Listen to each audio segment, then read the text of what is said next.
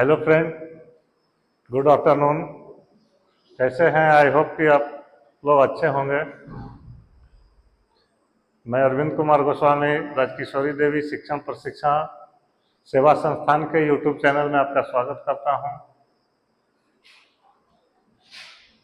हमारे सभी जो स्टूडेंट्स हैं उनको एक सूचना देना चाहूँगा कि अगले महीने 6 जून से उन लोगों का एनुअल एग्ज़ाम चालू होने वाला है। तो आप लोग अच्छे से तैयारी करिए, क्योंकि अब समय बहुत कम बचा है कि अच्छे मार्क्स आप लोगों को लाने होंगे। तो तैयारी में जी जान से लग जाइए। फर्स्ट ईयर और सेकेंड ईयर दोनों साल वाले लोग। तो मैं आप लोगों को आज दिव्यांगता क्या है, दिव्यांगता के परिभाषा, इसके कारण, रोकथाम,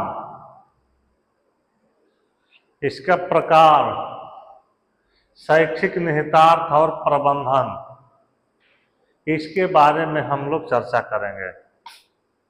आज का जो टॉपिक है वो है परिभाषा, कारण, रोकथाम, प्रकार, शैक्षिक निहितार्थ और प्रबंधन।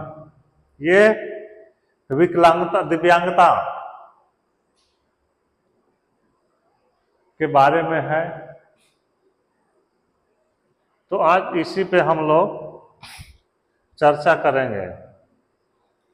तो सबसे पहले जहां दिव्यांगता शब्द आता है तो हमारे जेहन में एक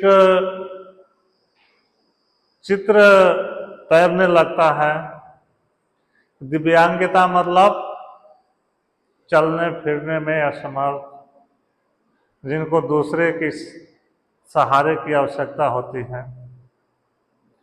लेकिन जब हम विस्तृत रूप से इसकी चर्चा करते हैं तो अलग अलग प्रकार के दिव्यांगता, जैसा कि आप लोगों को पहले ही हम बता चुके हैं, जो पिछला टॉपिक था उसमें कि किस प्रकार का दिव्यांगता था। तो आज हम लोग चर्चा करेंगे लोकोमोटर, पोलियोमाइलाइटिस, सेरेब्रल पल्सी या मस्कुलर डिस्ट्रॉफी। लोकोमोटर क्या है? लोकोमोटर किस तरह की दिव्यांगता है? स्पष्ट रूप से कहें तो लोकोमोटर का अर्थ क्या है?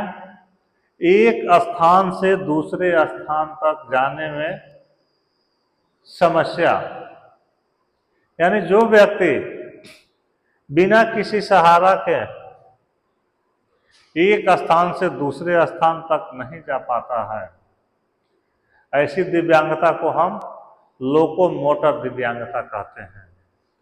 यानी कि पैरों में दिव्यांगता। लेकिन सामान्य तौर पर इसे हड्डियों, जोड़ों और मांसपेशियों से जुड़ी दिव्यांगता के रूप में लिया जाता है। इससे व्यक्ति को चलने फिरने में दिक्कत होती है, जैसे चलना, सामान उठाना या हाथ में पकड़ना। लोकोमोटर शब्द जो है वह दो शब्दों से मिलकर के बना हुआ है। ये दो शब्द लैटिन शब्द हैं। एक है लोको, लोको का मतलब होता है एक स्थान से, और दूसरा है मोटिवस, यानी कि गति उत्पन्न करना से लिया गया है। अतः गति का अर्थ है एक स्थान से दूसरे स्थान तक गति करना, और लोकोमोटर दिव्यांगता क्या हो जाता है? एक स्थान से दूसरे स्थान तक जाने में जब हमें बाधा उत्पन्न होता है, उस दिव्यांगता को लोकोमोटर दिव्यांगता हम कहते हैं। किसी व्यक्ति की व्यक्तिगत रूप से और वस्तुओं को एक स्थान से दूसरे स्थान तक ले जाने से जुड़ी विशिष्ट गतिविधियों को निष्पादित करने में असमर्थता और मस्कुलो स्केलेटल और तंत्रिका तंत्र की पीड़ा के परिणाम स्वरूप होने वाली ऐसी अक्षमता को लोकोमोटर दिव्यांगता के रूप में परिभाषित किया गया है। लोकोमोटर को किस प्रकार हम वर्गीकृत कर सकते हैं? एक है जन्मजात और अर्जित। पहला है जन्मजात यानी बाय बर्थ। किसी बच्चे को, किसी व्यक्ति को जन्म से यह दिव्यांगता मिली हुई है। और दूसरा है अर्जित यानी कि बाद में। इन दो प्रकार के कष्टों के सामान्य कारणों को इस प्रकार वर्गीकृत किया जा सकता है, जन्मजात और विकासात्मक। सामान्य उदाहरण है सेरेब्रल पल्सी, CTEV, मेनिंगोसले, मेनिंगोमाइलोसेले, फोकोमेलियास, कुल्हे की जन्मजात अव्यवस्था। अर्जित दिव्यांगता के कारणों को निम्नलिखित श्रेणियों में रखा जा सकता है। संक्रामक और दर्दनाक। संक्रामक क्या है?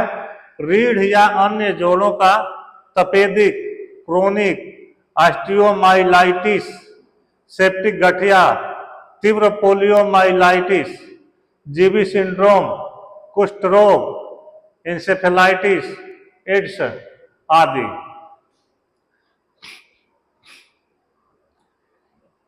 यातायात दुर्घटनाएं, घरेलू दुर्घटनाएं, औद्योगिक दुर्घटनाएं, कृषि दुर्घटनाएं, ऊंचाई से गिरना, गोली लगने की चोटें, विस्फोट, हिंसा, खेल में लगने वाली चोटें, भूकंप, बाढ़ जैसी प्राकृतिक आपदाएं, इन सब से भी हमें दिव्यांगता हो जाती है, जो कि जन्म से हम सामान्य हैं, लेकिन विभिन्न प्रकार की दुर्घटनाएं हमारे साथ घटित होती है तो हम दिव्यांगता से ग्रसित हो सकते हैं। तो इस दिव्यांगता को हम क्या कहेंगे कि जन्म से नहीं मिला हुआ है। ये हमें जैसे हमारे जीवन में विकासात्मक जैसे जैसे विकास हुआ, कुछ घटनाएं ऐसी घटित हो गई जिनके प्रभाव से व्यक्ति दिव्यांग हो गया। सामान्य उदाहरण है सेरेब्रो संवहनी रोग, परिधि संवहनी रोग, पर्थ रोग,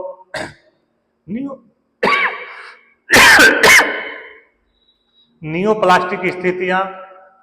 लोकोमोटर विकलांगता का एक और कारण है, उदाहरण के लिए ब्रेन ट्यूमर जैसे एस्ट्रोसाइटोमा, मेनिंगोयोमा, स्पाइनल ट्यूमर जैसे मेनिंगोयोमा, एस्ट्रोसाइटोमा और ऑस्टियोसार्कोमा इत्यादि।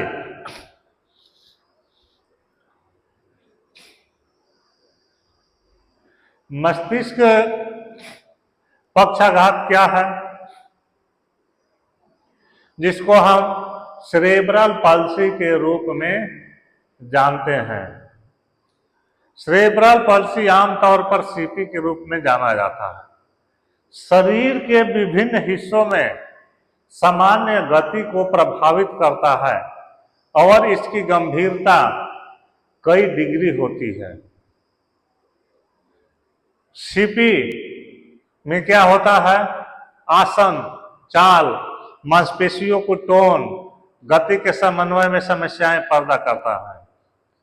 सेरेब्रल मस्तिष्क के सेरेब्रम को संदर्भित करता है, जो मस्तिष्क का वह हिस्सा है जो मोटर फंक्शन को नियंत्रित करता है। और पाल्सी क्या है? शरीर के कुछ हिस्सों में स्वैच्छिक गतिविधियों के पक्षाघात का वर्णन करता है। ये एक तरह सा पक्षाघात है जिसका संबंध मस्तिष्क से होता है। इसके नाम में ही है मस्तिष्क पक्षाघात। इसमें हाथ पैर टेढ़े हो जाते हैं, पैर मुड़ा हुआ हो जाता है और हड्डियों में अकड़ ज्यादा होती है। हड्डियां जो है उनमें अकड़ ज्यादा होती है। एक शरीर का हिस्सा जो है वो पक्षाघात जैसा फीलिंग्स उसमें आती है, ब्लड सर्कुलेशन उसमें पूरी तरह से सुचारू रूप से नहीं हो पाता है। इस दिव्यांगता को हम सेरेब्रल पाल्सी कहते हैं। सेरेब्रल पाल्सी उन स्थितियों का एक समूह है जो चलने फिरने या मुद्रा के दीर्घकालिक विकारों की विशेषता रखते हैं।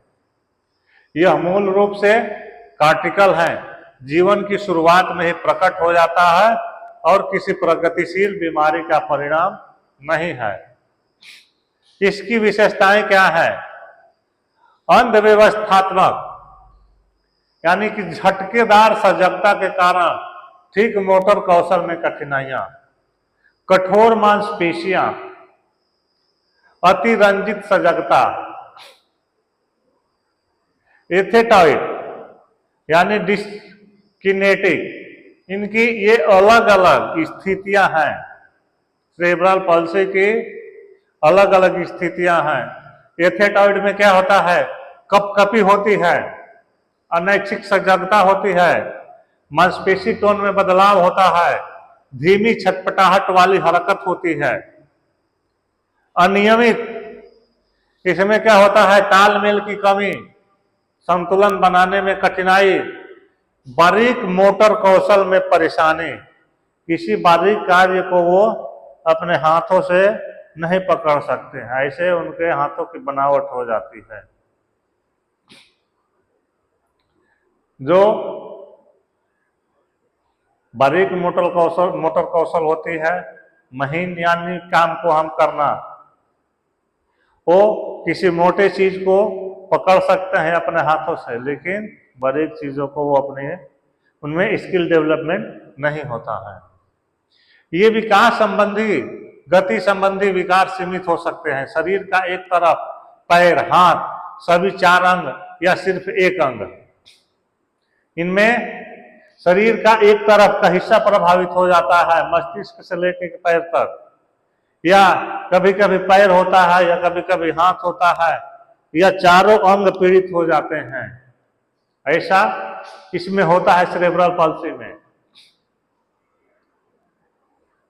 पोलियो क्या है? दिव्यांगता में बहुत अधिक व्यक्तियों को प्रभावित करने वाला ये वायरस था। ये वायरस जनित रोग था जिसका नाम है पोलियो।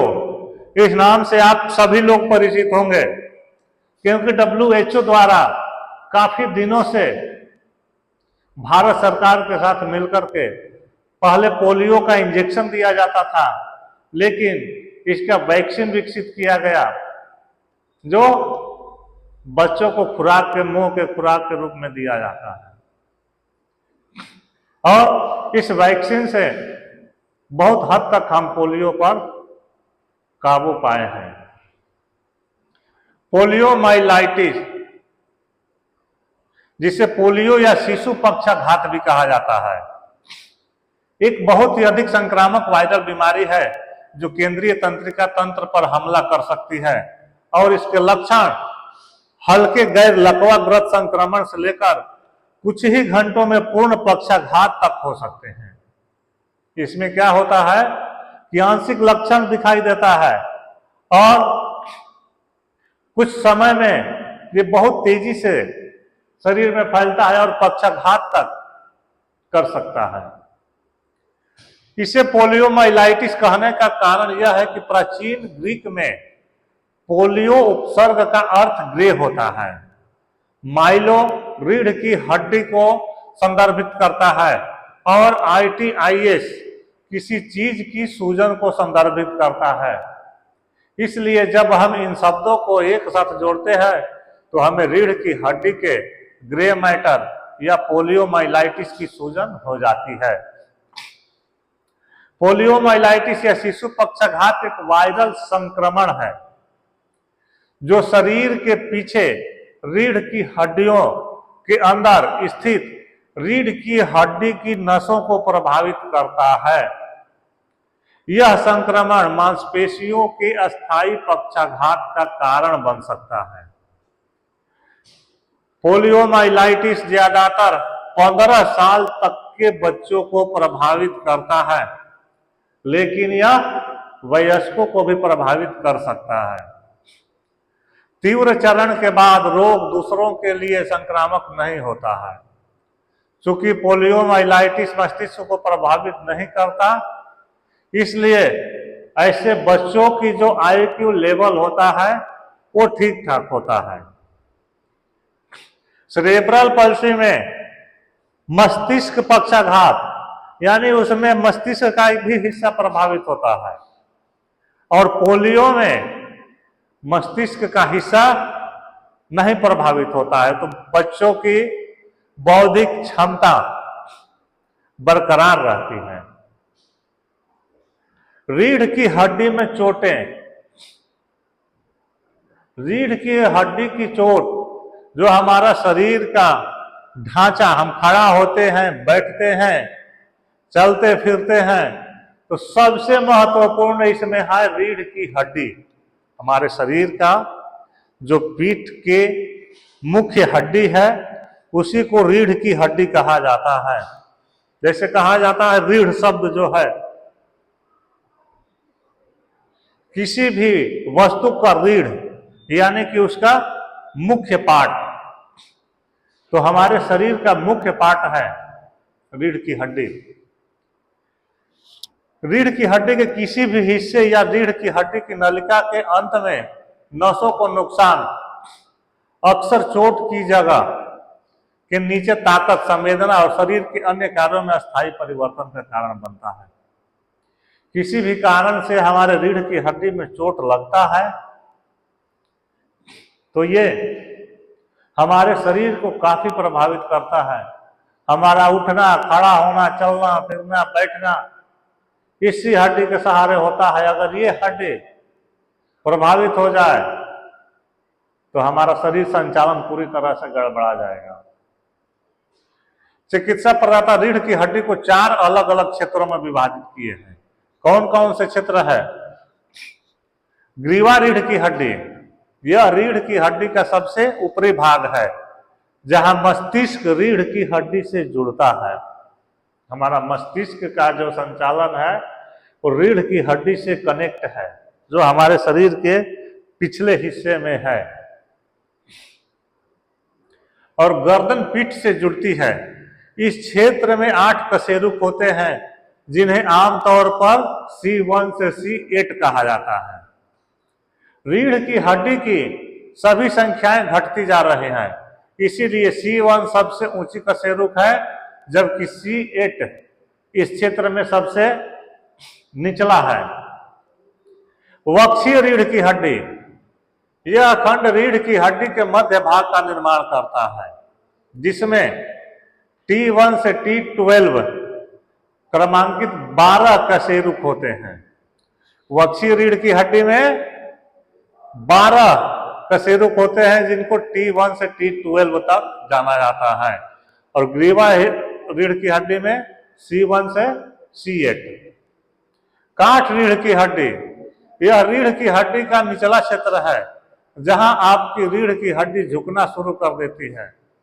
यदि आप अपना हाथ अपनी पीठ के निचले हिस्से में रखते हैं जहां आपकी पीठ अंदर की ओर झुकती है तो आप अपने काट क्षेत्र की कटी क्षेत्र को महसूस कर रहे हैं, और इसकी कशेरुकाएं 5 हैं, L1 से L5। वहां पे C1 से C8, T1 से T12 और L1 से L5। जब हम अपने हाथ को पीठ के नीचे रखते हैं और जब हम झुकते हैं तो वहां पर ये हड्डी रीढ़ की हड्डी होती है। ये त्रिकोण के आकार का क्षेत्र है, त्रिकोण बनाती है ये। और चौथा है कोक्सीजिल क्षेत्र, जिसे कभी कभी कोक्सिक या पूंछ की हड्डी के रूप में जाना जाता है। रीढ़ के हड्डी के बिल्कुल आधार पर एक कशेरुक से बना होता है। रीढ़ की ये जो हड्डी है, इस हड्डी का जो आधार है वहां पर ये क्षेत्र मिलता है। तो ये हमारे रीढ़ की हड्डी का 4 गो क्षेत्र हुआ। रीढ़ की हड्डी के चोटों के प्रकार कैसे हैं, कैसे कैसे चोट होती है? पूर्ण और अपूर्ण।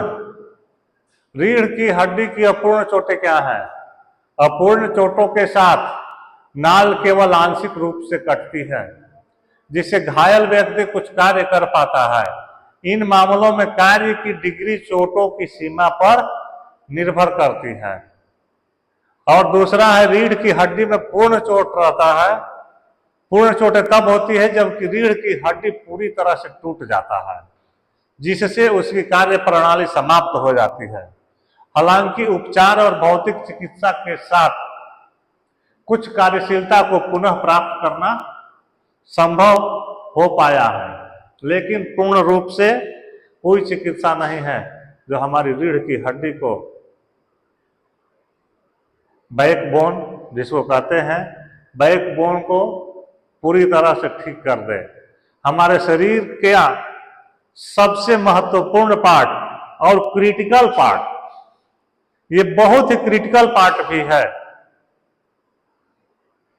इसकी संरचना ऐसी होती है कि अगर चिकित्सा करते समय मान ले रहे हैं कभी रीढ़ की हड्डी का ऑपरेशन होता है, अगर थोड़ा सा भी गलती इसमें हो जाए तो हमारा जीवन अस्थायी रूप से विकलांग हो सकता है, यानी दिव्यांग हो सकता है।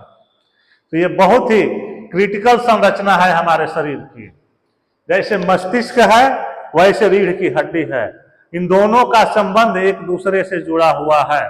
ऊपर आपको यहाँ पे दिया गया था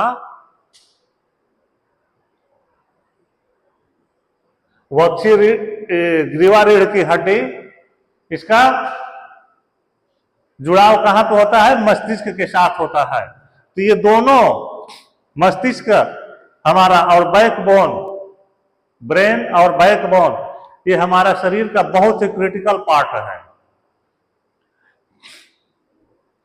अपूर्ण रीढ़ की हड्डी की चोटें तेजी से आम हो रही है। इसके लिए कुछ हद तक बेहतर उपचार और संदिग्ध रीढ़ की हड्डी की चोट पर कैसे प्रतिक्रिया देनी है और कैसे प्रतिक्रिया नहीं देनी है, इसके बारे में बढ़ी हुई जानकारी को धन्यवाद देना है। जो अभी चिकित्सा आगे, हमारी चिकित्सा पद्धति काफी प्रगति कर रही है, तो इस पे जो अपूर्ण चोटें हैं उसको चिकित्सा के माध्यम से हम काबू कर पाए हैं। ये चोटें अब रीढ़ की हड्डी की 60% से अधिक चोटों के लिए जिम्मेवार हैं, जिसका अर्थ है कि हम बेहतर उपचार और बेहतर परिणामों की दिशा में वास्तविक प्रगति कर रहे हैं। अपूर्ण या आंशिक रीढ़ की हड्डी की चोटों के सामान्य प्रकार क्या है? पूर्वकाल सिंड्रोम। रीढ़ की हड्डी के सामने की इस प्रकार की चोट रीढ़ की हड्डी में मोटर और संवेदी मार्गों को नुकसान पहुंचाती है। आप कुछ संवेदनाएं बरकरार रख सकते हैं, लेकिन गतिशीलता में संघर्ष कर सकते हैं। सेंट्रल कॉर्ड सिंड्रोम, यह चोट कॉर्ड के केंद्र की चोट है और मस्तिष्क से रीढ़ की हड्डी तक सिग्नल ले जाने वाली नसों को नुकसान पहुंचाती है। ठीक मोटर कौशल की हानि, भुजाओं का पक्षाघात और पैरों में आंशिक हानि आमतौर पर कम स्पष्ट आम है। कुछ जीवित बचे लोगों को आंत्र या मूत्राशय पर नियंत्रण की हानि भी होती है या यौन कार्य करने की क्षमता भी खो जाती है। यह है सेंट्रल कॉर्ड सिंड्रोम।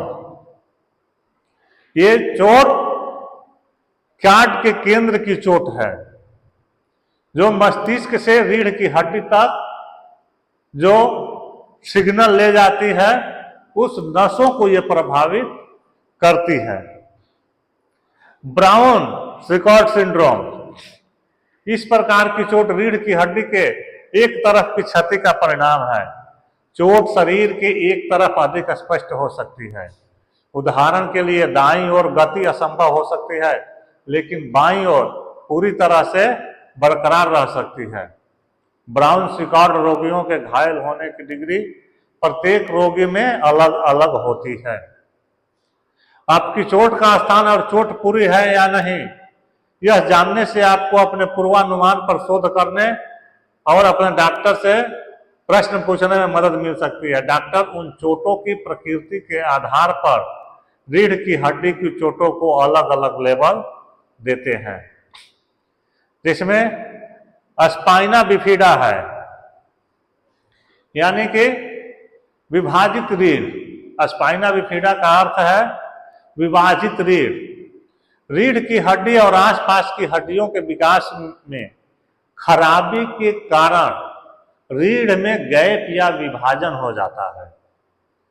रीढ़ की हड्डी ठीक से नहीं बनी है और क्षतिग्रस्त भी हो सकती है। यह क्या है, इसे समझने में मदद के लिए तंत्रिका तंत्र की संरचना को समझना उपयोगी है। स्पाइना बिफिडा के प्रकार क्या है? 3 मुख्य प्रकार हमेशा जन्म के समय मौजूद होते हैं। स्पाइना बिफिडा सिस्ट जैसा दिखाई देने वाला लक्षण एक थैली या सिस्ट है, बल्कि पीठ पर एक बड़े छाले की तरह जो त्वचा की एक पतली परत से ढका होता है। इसके 2 रूप हैं। स्पाइना बिफिडा के 2 रूप हैं। कौन कौन से? माइलो मेनिंगोसेले और दूसरा है मेनिंगोसले।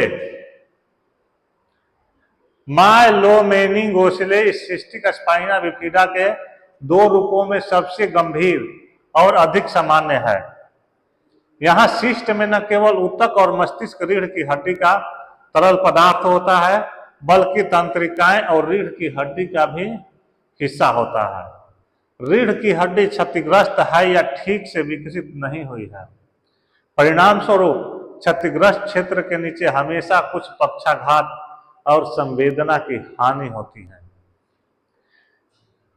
दिव्यांगता की मात्रा काफी हद तक इस बात पर निर्भर करती है कि स्पाइना बिफिडा कहाँ है और इसमें प्रभावित तंत्रिका ऊतक की मात्रा कितनी है। माइलोमेनिंगोसले वाले अधिकांश लोगों में मूत्राशय और आंत की समस्या होती है, क्योंकि नसें रीढ़ की हड्डी के नीचे से आती है, इसलिए हमेशा घाव के नीचे होती है। पूर्ण नियंत्रण और संवेदना के लिए मस्तिष्क तक तंत्रिका मार्गों का अक्षुण्ण होना भी आवश्यक है। कशेरुका का बाहरी भाग विभाजित हो जाता है, रीढ़ की हड्डी और मेनिंजेस क्षतिग्रस्त हो जाते हैं और छिद्र से बाहर निकल जाते हैं। हाइड्रोसिफिलस आमतौर पर इस रूप से जुड़ा होता है। दूसरा है मेनिंगोसले। इसमें क्या है? थैली में मेनिंजेस और सेरेब्रोस्पाइनल तरल पदार्थ होते हैं जो केंद्रीय तंत्रिका तंत्र को स्नान कराते हैं। रीढ़ की हड्डी का विकास प्रभावित हो सकता है, लेकिन हानि आमतौर पर माइलोमेनिंगोसले की तुलना में कम गंभीर होती है। मेनिंगोसले स्पाइना बिफिडा का सबसे कम सामान्य रूप है। कशेरुका का बाहरी भाग विभाजित हो जाता है, रीढ़ की हड्डी सामान्य है, मेनिंजेस क्षतिग्रस्त हो जाते हैं और छिद्र से बाहर निकल जाते हैं। इसमें केंद्रीय तंत्रिका तंत्र प्रभावित होता है। इसका तीसरा रूप और है स्पाइना बिफिडा अक्यूल्टा। यह स्पाइना बिफिडा का हल्का रूप है जो बहुत आम है। अनुमान अलग अलग है, लेकिन 5 से 10% लोगों में स्पाइना बिफिडा अक्यूल्टा हो सकता है। 5 से 10% लोग इससे ग्रसित होते हैं। इस बात पर जोर दिया जाना चाहिए कि प्रभावित लोगों में से अधिकांश के लिए स्पाइना बिफिडा अक्यूल्टा होने का कोई भी परिणाम नहीं है। अक्सर लोगों को किसी असंबंधित समस्या के लिए पीठ का एक्सरे कराने के बाद ही पता चलता है कि उन्हें स्पाइना बिफिडा ओकुल्टा है। कशेरुकाओं का बाहरी भाग पूरी तरह से जुड़ा नहीं होता है। रीढ़ की हड्डी और उसका आवरण एंसेफाइलोसेले क्षतिग्रस्त नहीं है। एंसेफाइलोसेले क्या है?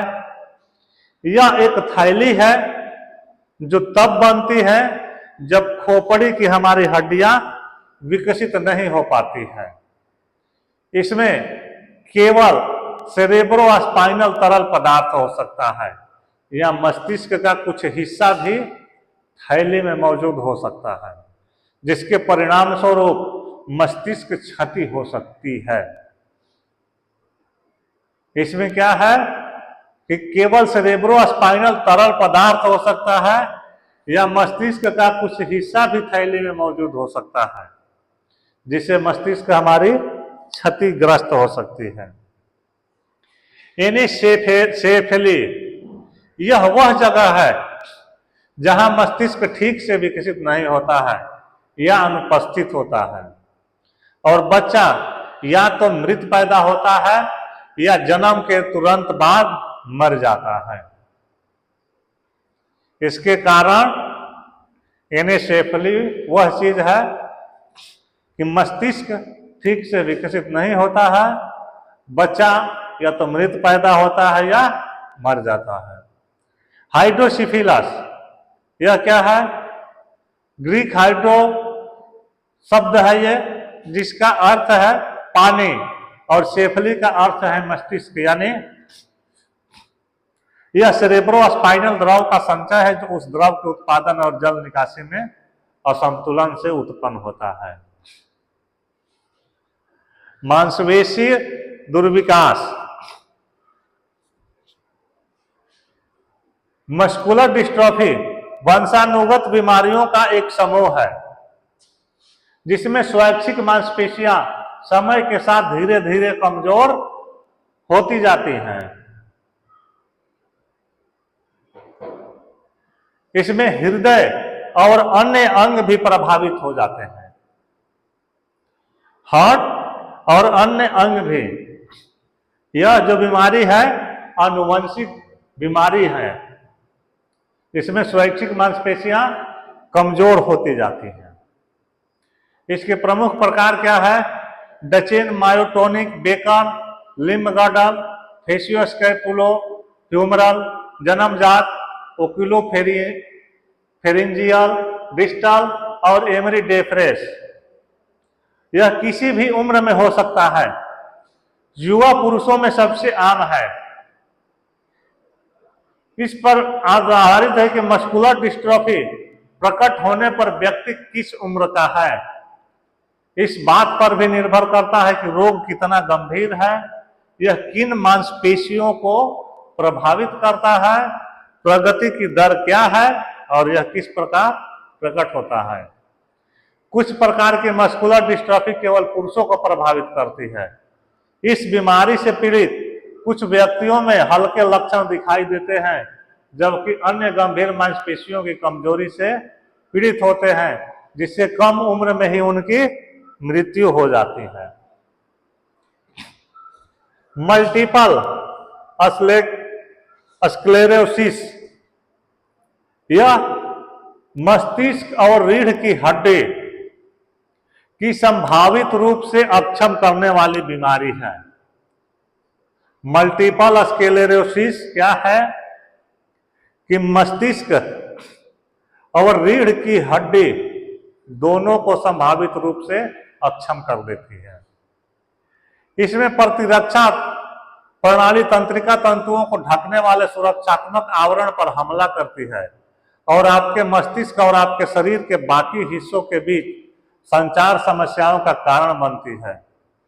अंततः रोग के कारण नसें स्वयं खराब हो सकती है या अस्थायी रूप से क्षतिग्रस्त हो सकती है। इसके लक्षण क्या हैं? लक्षण व्यापक रूप से भिन्न होते हैं।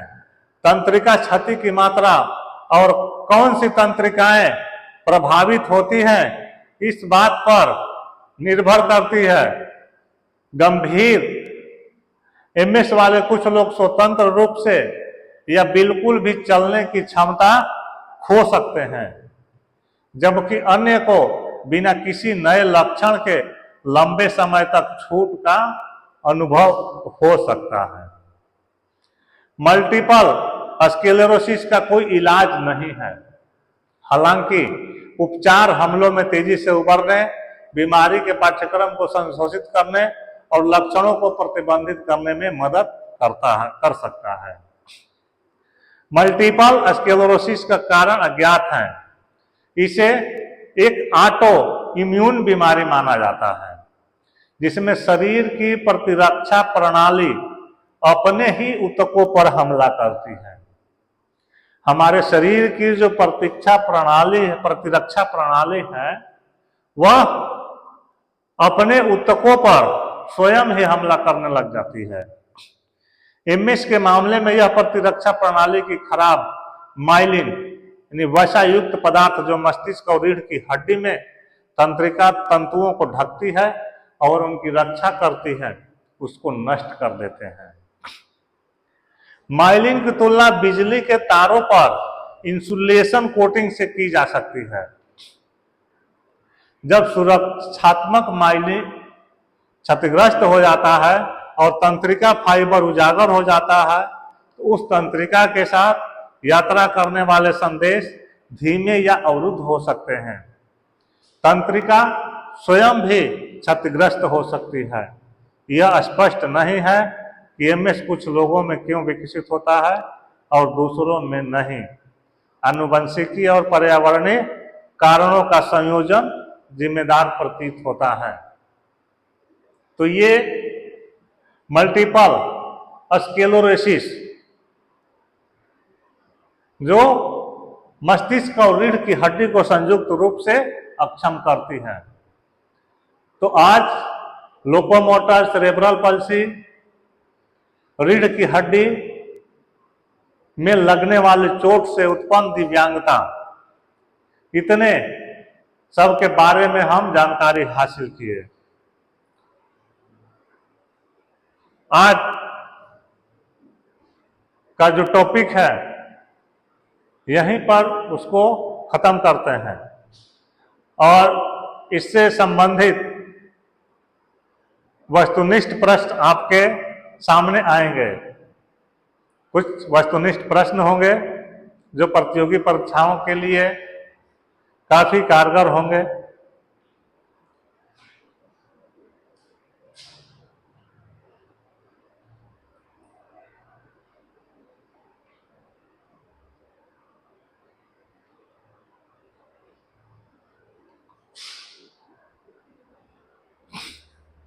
ये क्वेश्चन आपके सामने है। जन्मजात दिव्यांगता का एक प्रमुख कारण क्या है? दिव्यांगता क्षेत्र से यह ऑब्जेक्टिव क्वेश्चन है। जन्मजात दिव्यांगता, अनुमान लगाइए आप लोग। असंतुलित आहार, आनुवंशिक दोष और सुरक्षित पानी पीना या तनाव। तो इसका सही आंसर होगा आनुवंशिक दोष। आनुवंशिक दोष से बच्चा विकलांग होने का संभावना रहता है। पोलियो से बचने के लिए कौन सा टीका लगाया जाता है?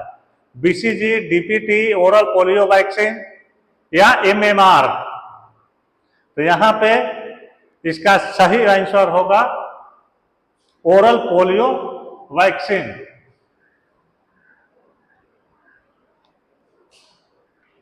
यहां पे ये आंसर होगा। गर्भावस्था के दौरान माता का कौन सा आचरण बच्चों में दिव्यांगता का कारण बन सकता है? इसके बारे में आप लोगों को पहले पढ़ाया जा चुका है।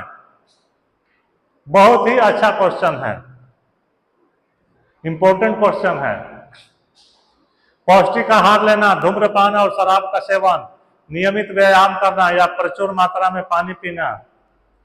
तो गर्भावस्था के दौरान माता गलतियां करेंगे, धूम्रपान और शराब का सेवन करेंगे तो बच्चा में दिव्यांगता का कारण हो सकता है। दिव्यांगता की रोकथाम के लिए नवजात शिशुओं की जांच कब की जानी चाहिए? 6 महीने की उम्र में, 1 वर्ष की उम्र में, जन्म के तुरंत बाद या 5 साल की उम्र में। दिव्यांगता की रोकथाम के लिए नवजात शिशु की कब जांच करनी चाहिए? इसका सही उत्तर होगा जन्म के तुरंत बाद।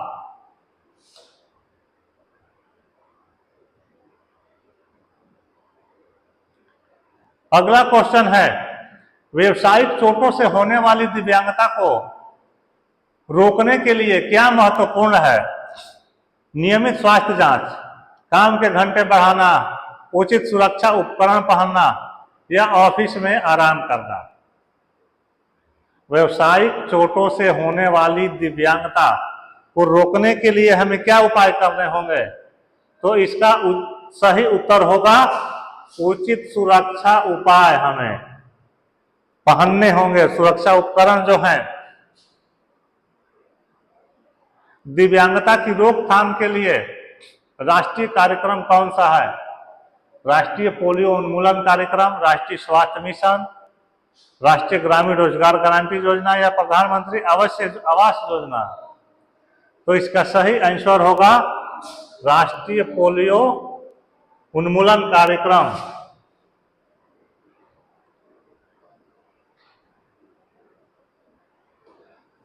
जन्म पूर्व जांच से किस प्रकार की दिव्यांगता का पता लगाया जा सकता है? दृष्टि दोष, श्रवण दोष, आनुवंशिक विकार या मानसिक रोग। तो इसका सही उत्तर होगा आनुवंशिक विकार का हम पता लगा सकते हैं जन्म से पूर्व, बाकी दिव्यांगता का पता हम नहीं लगा सकते हैं। दिव्यांगता की रोकथाम के लिए गर्भवती महिलाओं को किस प्रकार की गोलियां दी जाती है? पैरासीटामोल, फोलिक एसिड, एंटीबायोटिक्स या पेन किलर। इसका सही उत्तर होगा जो फोलिक एसिड की टैबलेट है या इसका सिरप है।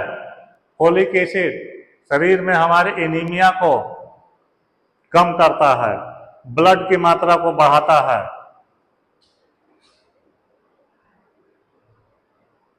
अगला क्वेश्चन है, सड़क दुर्घटनाओं से होने वाली दिव्यांगता को कैसे रोका जा सकता है? तेज गति से वाहन चलाना, हेलमेट और सीट बेल्ट का उपयोग, नशे में वाहन चलाना, यातायात नियमों की अवहेलना करना। सड़क दुर्घटनाओं को हम कैसे बच सकते हैं? सरकार विभिन्न जागरूकता कार्यक्रम चलाती है। हेलमेट और सीट बेल्ट का उपयोग। दृष्टिहीनता से बचाव के लिए कौन सा आहार महत्वपूर्ण है? प्रोटीन युक्त, विटामिन ए युक्त भोजन, वसा युक्त या कार्बोहाइड्रेट युक्त। दृष्टिहीनता से बचाव के लिए विटामिन ए युक्त भोजन,